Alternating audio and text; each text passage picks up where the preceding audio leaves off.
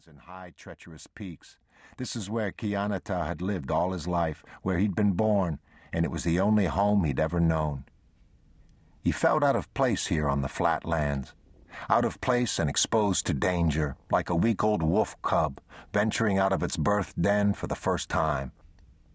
Even now, as he and the rest of the band neared the Nakaya village that was their destination, a long day's journey from the Sima Silk, Kiannatah could look over his shoulder and see the mountains, blue in the distance. When he did this, he felt a twinge of homesickness, Chindasele, but he also felt comforted, knowing that his home, his sanctuary, was within sight. He envied Ozana, who had been among those who'd stayed behind. Not everyone in the band had consented to come on this journey. There were some who opposed Cosito's decision to make peace with the Nakaya. Even though Cosito was chief, that didn't mean he could compel the members of the band to follow him. It was the same way on a raid. Those who accompanied the leader of a raid did so because they wanted to, because they trusted in the skill of the leader and were convinced he would succeed. And they'd come away with horses or cattle stolen from the Nakaya, or at least have the opportunity to kill the enemy so that the women of the band would sing their praises around the victory fire upon their return, and they'd be honored for as long as they lived, and even in the next world.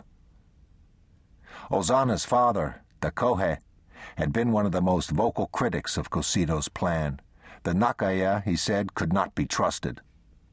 So they'd sent a half-breed into the Sima Silk with word that the governor himself wanted to negotiate a peace between his people and the Chihene. The governor had even sent gifts, 2 pack mules laden with cheap trinkets, and a gold inlaid fowling piece made in England for Cosito. A very handsome weapon indeed, Dakohe acknowledged, but just like the promises of the Nakaya, the fowling piece was practically worthless to an Apache. And even if the Nakaya Hefa was sincere in his desire for peace, even if he was willing to acknowledge implicitly that he couldn't afford to field enough soldiers to adequately defend the villages of his people that were located within striking distance of the Chihene rancherias on the Sima Silk, why would a Chihene be interested in peace in the first place? There could never be, warned Dakohe, a true and lasting peace with the Nakaya, because the Apache had the blood of too many Nakaya on their hands, just as the Nakaya had slain too many of the people down through the generations.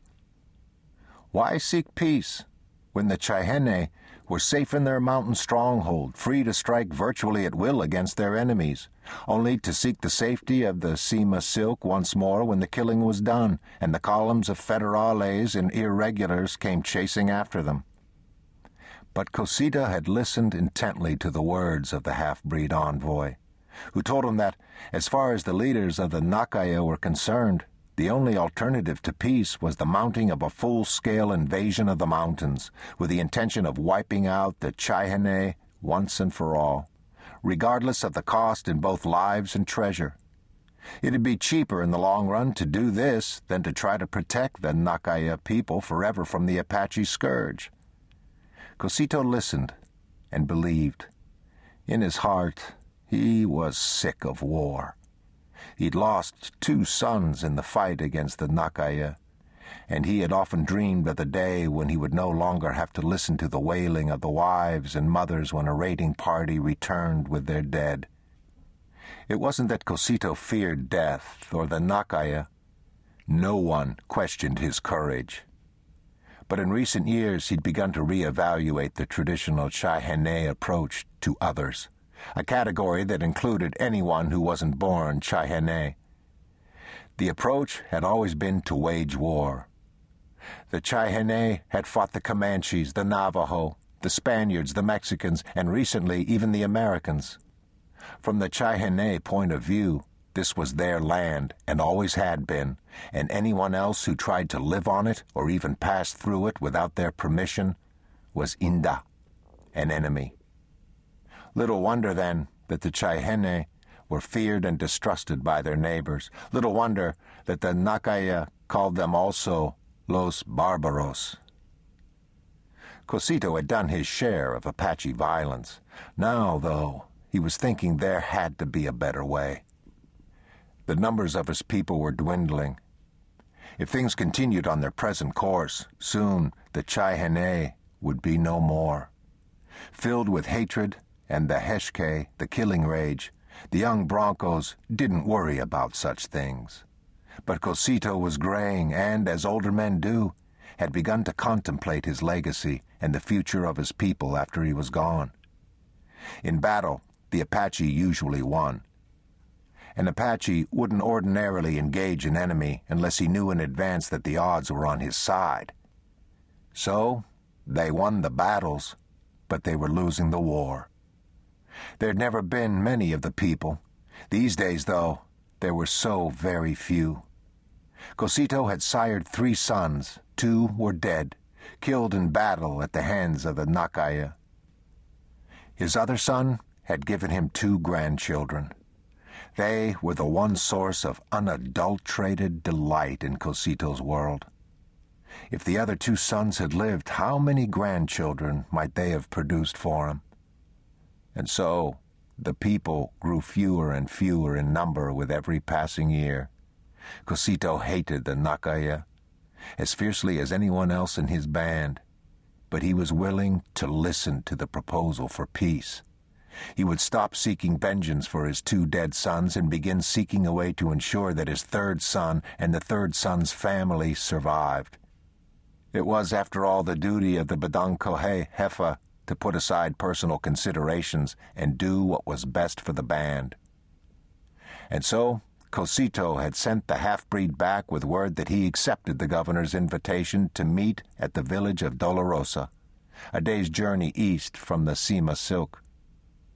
The governor had given his word that the Apaches would be free to come and go unhampered.